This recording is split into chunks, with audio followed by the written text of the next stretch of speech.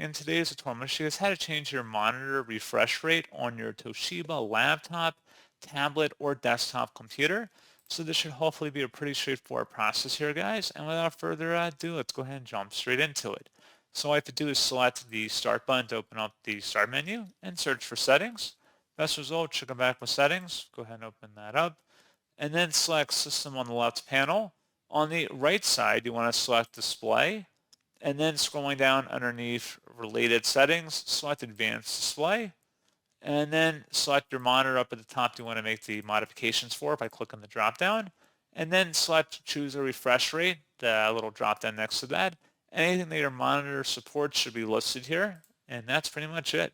So as always, thank you for watching this brief tutorial. I do hope that was able to help you out, and I do look forward to catching you all in the next tutorial. Goodbye.